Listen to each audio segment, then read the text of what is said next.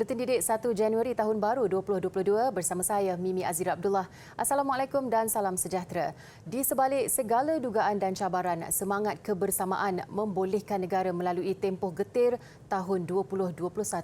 Menteri Kanan Pendidikan Datuk Dr. Razzie Jidin dalam perkongsiannya di Facebook berkata, lembaran baru 2022 bermula hari ini.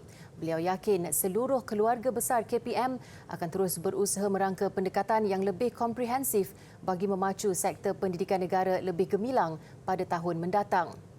Beliau juga mengucapkan selamat tahun baru dan berterima kasih kepada murid, guru, ibu bapa, pentadbir sekolah serta seluruh warga KPM atas kecekalan, komitmen dan dedikasi yang dicurahkan sepanjang tahun lalu.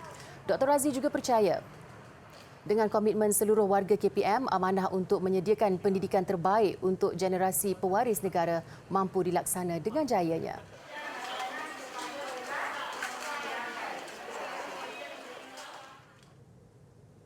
Seterusnya, ketetapan pengoperasian sesi persekolahan Penggal 3 2021-2022 di negeri Kelantan dan Sarawak akan bermula pada 9 dan 10 Januari.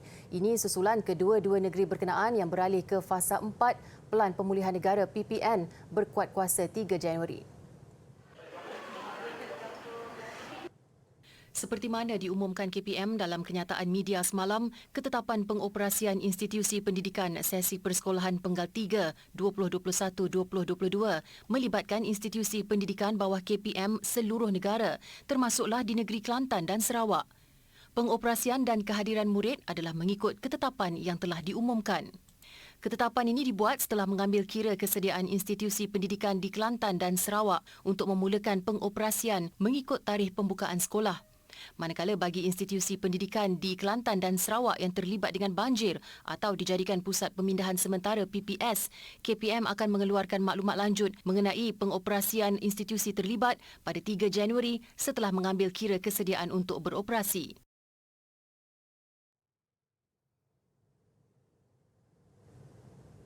Dalam pada itu, kerajaan akan mencari penyelesaian jangka panjang mengatasi masalah banjir dan melaksanakannya secara menyeluruh.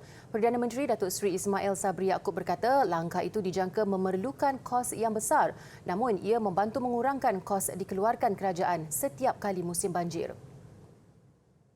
Kita akan bermusyawarah untuk melihat secara keseluruhan bagaimana kita nak selesaikan secara tuntas.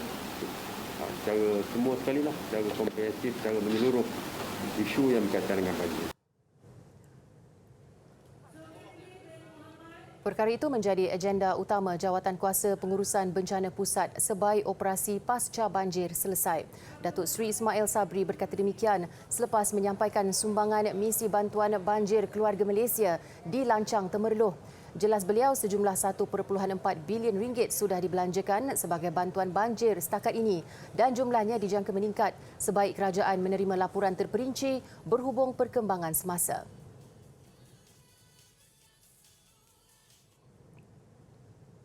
Ketika bersiap sedia kemungkinan menghadapi gelombang kedua banjir, Angkatan Tentera Malaysia ATM tetap melakukan pelbagai tugas sampingan, antaranya membantu membersihkan kawasan sekolah selepas banjir surut.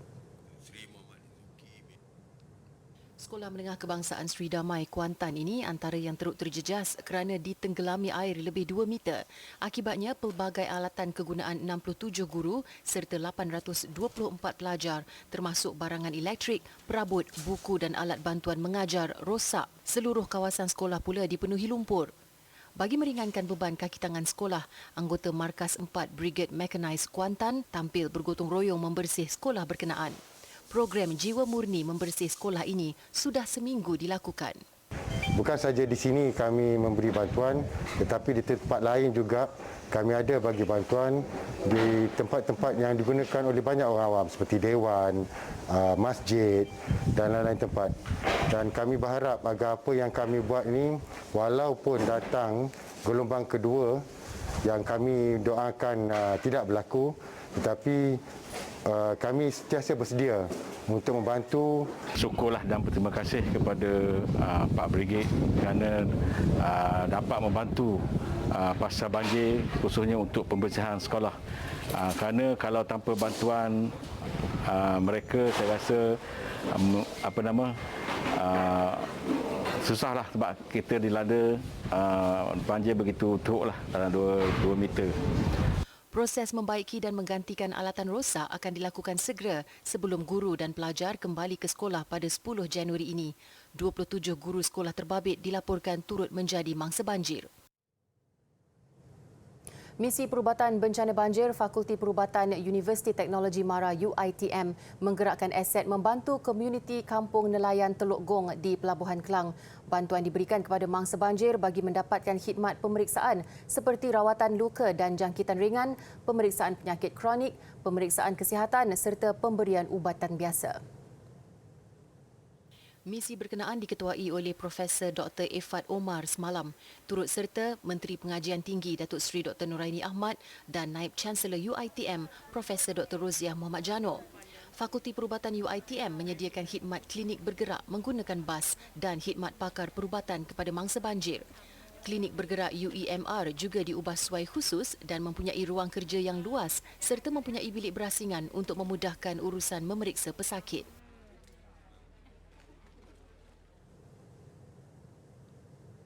Seterusnya, misi menyelamatkan haiwan di kawasan terkesan banjir.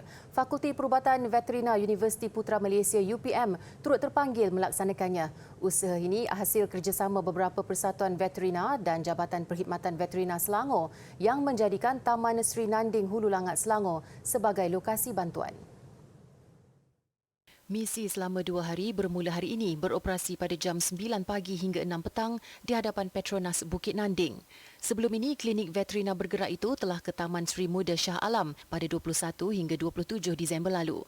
Timbalan Dekan Hospital Veterina UPM, Profesor Dr. Jalila Abu berkata, usaha itu membantu haiwan-haiwan mendapat perhatian serta menerima rawatan doktor veterina supaya sihat dan terbela.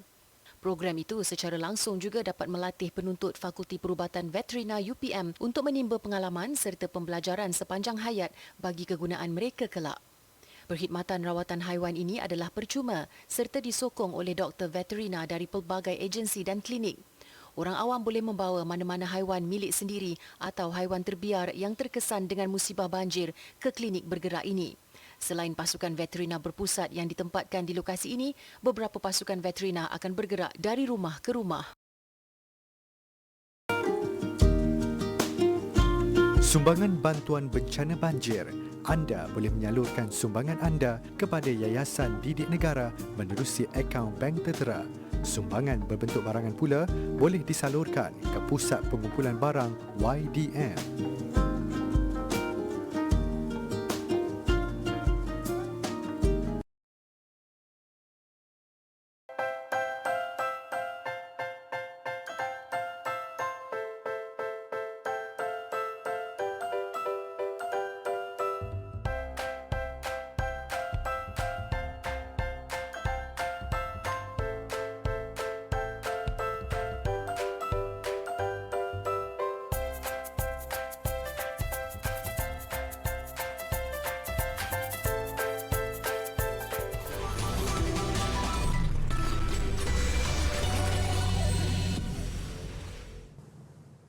Bertemu kembali. 2 lagi kes COVID-19 disahkan Omicron menjadikan jumlah keseluruhan varian itu di Malaysia sebanyak 64 kes setakat semalam. Menteri Kesihatan Khairi Jamaluddin berkata 63 daripadanya melibatkan pengembara dan 1 kes disyaki jangkitan tempatan. 32 kes atau 50% dikesan dalam kalangan jemaah umrah.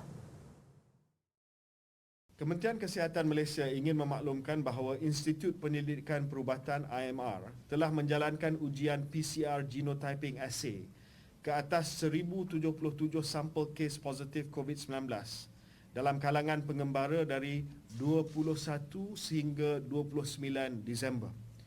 Sebanyak 966 daripadanya telah menunjukkan berkemungkinan varian Omicron, presumptive Omicron, dan kini menunggu keputusan ujian jujukan penuh whole genomic sequencing. Daripada 966 sampel itu, 750 membabitkan sampel pengembara yang tiba dari Arab Saudi.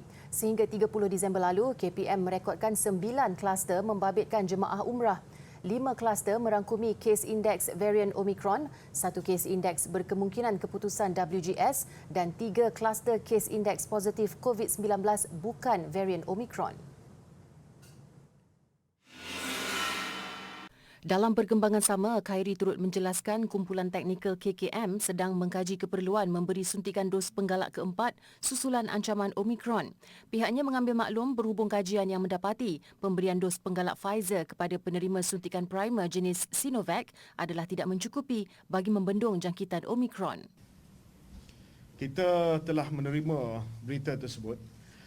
Kumpulan teknikal sedang mengkaji maklumat yang telah diperolehi dan mereka akan membuat sure kepada CITF seperti biasa. Sama ada mereka yang telah terima Sinovac Pfizer mesti dilengkapi dengan 1 dos lagi. Tetapi terlalu awal untuk kita buat apa-apa kesimpulan buat masa ni. Menyentuh kerjaya berkaitan perubatan, jawatan yang dekat dengan masyarakat ialah doktor atau jururawat. Namun sebenarnya bidang itu terlalu luas dan ada lagi kerjaya yang mungkin tidak begitu popular dalam kalangan umum seperti bidang radiologi. Radiologi adalah cabang ilmu perubatan melibatkan unsur tenaga radioaktif dalam pemeriksaan dan perawatan sesuatu penyakit. Jadi minggu ini kita selami kerjaya ahli radiologi. Muhammad Kuzaimi Ishak, 30 tahun, memilih kerjaya sebagai ahli radiologi di Hospital Tunku Azizah Kuala Lumpur atau dahulunya dikenali sebagai Hospital Wanita dan Kanak-Kanak Kuala Lumpur. Berlatar belakangkan keluarga yang menceburi bidang perubatan menjadikan Kuzaimi nekat mengikut jejak langkah ibu bapanya. Menurut Kuzaimi, ibunya bekas jururawat sementara bapanya bekas pegawai teknologi makmal perubatan. Kakaknya pula pegawai sains di Hospital Teluk Intan, Perak. Mempunyai pengalaman selama 10 tahun, anak bongsu 5 beradik ini mengakui bidang ini sesuatu yang mencabar. Ketika itu saya tengok dia punya kulit dekat belakang memang dah tercarik lah. So that time kami diarahkan untuk buat X-ray pesakit bahagian dada, tapi kami harus meletakkan kaset itu di belakang pesakit di mana kulitnya memang tiada dah. Kulit ni memang sudah nipis hanya disebabkan kena tetak itulah. So waktu tu apabila kami sudah meletakkan kaset X-ray di belakangnya dan selepas X-ray itu kami ingin menarik balik kaset itu dan tanpa disedari semua darah tu terpecik kepada kami. Memang satu habislah. Ketika itu adalah pukul 3 pagi. Kuzaimi turut berdepan cabaran apabila menyambung pengajiannya ke peringkat ijazah dan pada masa sama berkhidmat ketika penularan COVID-19. Pemuda ini juga tidak menolak ada segelintir masyarakat yang masih mempunyai stigma negatif terhadap kerjayanya itu. Memang tanggapan orang luar bahawa radiasi ini sangat bahaya. Bila diorang macam ibu bapa membawa anak-anak mereka macam untuk follow up untuk X-ray, diorang sangat takut sebab dia kata radiasi sangat tinggi. So oleh itu kami di sini menyarankan ibu bapa ataupun pesakit sebelum datang X-ray kita buat research sedikit tentang radiasi, bahawa macam radiasi ini memang bahaya tapi ia diperlukan untuk diagnosis sesetengah pesakit penyakit untuk pesakit itulah. Kita boleh menghindari juga untuk dia contohnya X-ray itu radiasi itu untuk reproductive system lah, kita boleh hindari benda tu. Kita ada juga alat pencegah untuk menepis radiasi daripada menepis reproductive system daripada radiasi. Allah bisa, tegal biasa. Tiada yang mudah dalam mengejar kejayaan. Bagi yang berminat untuk menceburi bidang yang sama, ini sedikit pesanan daripada Kuzaimi. Kalau korang tahu, kos ini dia sangat titik beratkan lebih kepada kalau dalam SPM subjeknya adalah biologi dan juga fizik. Maknanya kalau macam waktu SPM kena core lah, kena skor fizik dan juga biologi lah. So untuk apa? Untuk nanti di masa akan datang bila dah dapat belajar dalam kos ini, senang nanti dapat adapt. Sebab kebanyakannya yang dalam silibus yang kita belajar dalam 3 tahun ni memang dia more to biologi dan juga fizik.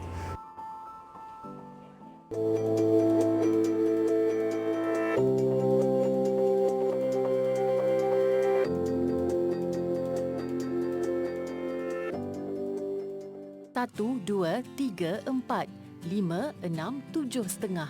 Sungguh pun pandai tupai melompat. Ada masa jatuh ke tanah. Bercintakan geliga di mulut naga. Maksudnya, mengharapkan sesuatu yang mustahil.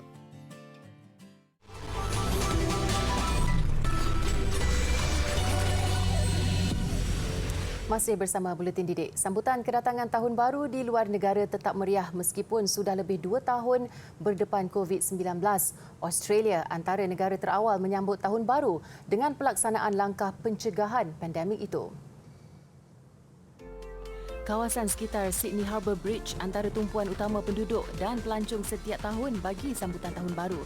Sambutan tetap meriah tahun ini tak kala Australia pada hari yang sama mencatat 32,000 kes baru COVID-19. Ia menyaksikan percikan bunga api dilakukan awal 3 jam sebelum detik tengah malam khusus bagi tatapan kanak-kanak supaya mereka tidak tidur lewat. Di Rusia, percikan bunga api menerangi ibu negara Moskow. Sorakan orang ramai menandakan bermulanya detik Tahun Baru berhampiran Istana Grand Kremlin. Acara berbentuk komuniti serta persembahan jalanan turut menghiburkan mereka. Bagi rakyat Pakistan, kedatangan Tahun Baru diharap membawa sinar harapan pandemik COVID-19 akan berakhir. Sambutan Tahun Baru diadakan di Karachi selain dimeriahkan dengan persembahan muzik. Seperti kelaziman di Taipei, Taiwan, sambutan Tahun Baru, lancaran bunga api dari bangunan tertinggi negara itu. Taipei 101 bermandikan cahaya tepat jam 12 tengah malam dengan sorakan orang ramai. Sambutan turut diserikan dengan pertunjukan muzik.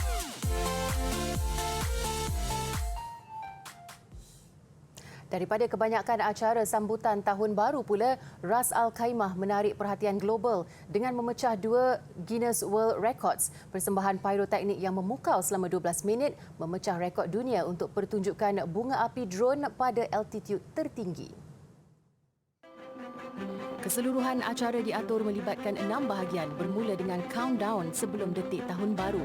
Ia diteruskan dengan persembahan menara bunga api setinggi 1,000 meter melebihi ketinggian mana-mana pencakar langit di dunia. Pada masa sama, acara luar biasa itu juga mencatat rekod sebagai pertunjukan bunga api yang dioperasi dari jarak paling jauh secara serentak melibatkan lebih 500 drone yang melancarkan paparan Happy New Year di ruang udara.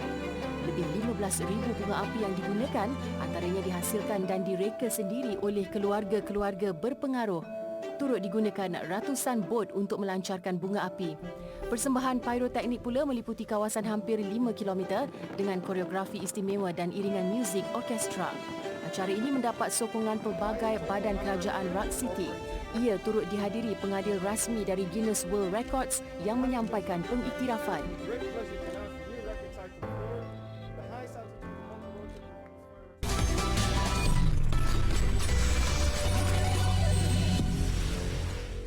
Sukan, penjaga gol kebangsaan Khairul Fahmi Cik Mat sah menyertai pasukan Sabah FC bagi menghadapi saingan Liga Malaysia musim 2022. Sabah FC mengesahkan perkara tersebut melalui perkongsian di laman rasmi Facebooknya hari ini. Ini bermakna Khairul Fahmi tidak melanjutkan kontrak bersama Melaka United, pasukan yang disertainya sejak 2018 dan beraksi selama 4 musim. Kehadiran Khairul Fahmi atau APEC dijangka menambah sengat skuad kendalian Dato' Ong Kim Swee yang membuat persiapan rapi menjadikan skuad itu antara pencabar utama kejuaraan. Sebelum ini, Sabah FC telah mengikat beberapa pemain berpengalaman seperti pemain tengah Badrul Bakhtiar, Irfan Fazail, Dominic Tan dan Rizal Ghazali Yahya. Thailand dan Indonesia sekali lagi akan turun di pentas final Piala AFF malam ini. Sekalipun aksi kedua ini ibarat anti-climax, susulan skuad Gajah Perang mendominasi pertemuan pertama 4-0, segalanya masih belum berakhir buat skuad Garuda yang tetap bersemangat untuk menjulang trofi Piala AFF buat kali pertama. Jurulatih Indonesia Shin Tae-yong optimis pasukannya masih belum menyerah kalah meskipun berdepan satu lagi ujian sukar menentang Thailand. Pengendali kelahiran Korea Selatan itu berharap anak buahnya dapat bangkit semula dengan corak permainan yang lebih kemas dan tersusun. 일단 체력 회복이 가장 중요했기 때문에 어제 하루도 그냥 회복에 초점을 맞추었고 일단은 2차전에서는 우리가 대량 득점을 해서 이겨야 되겠지만은 조심스럽게 그래도 경기를 하면서 우리가 차분하게 경기를 풀어 나가야 된다고 생각하고 있고, 또한 선수는 내일 경기에 명단이 나와야만이 알 수 있지 않을까. 그 부분에 대해서는 미리 말씀 못 드려서 죄송하다 생각합니다. Dalam pada itu, Thailand yang juga juara 5 kali tidak mahu rekod tanpa kalah sepanjang kempen kali ini dicalar skuad Garuda. Jika Thailand menjuarai Piala AFF, jurulatihnya Alexandre Polking dijangka menandatangani kontrak jangka panjang bersama skuad Gajah Perang. Till now, no talks about that. We are again totally focused on finishing the job. We have a good step. We made a good step in the first final, but I'm not thinking about that at the moment. I'm just thinking about getting the trophy. That was our target from the beginning. Baiklah, rangkuman visual sambutan Tahun Baru 2022 mengakhiri buletin didik. Bermula dengan bangunan tertinggi di dunia di Dubai, turut dipaparkan percikan cahaya dan bunga api dari Paris, London, Bangkok dan Sepanyol. Saya Mimi Azira Abdullah. Salam hormat dan kita jumpa lagi.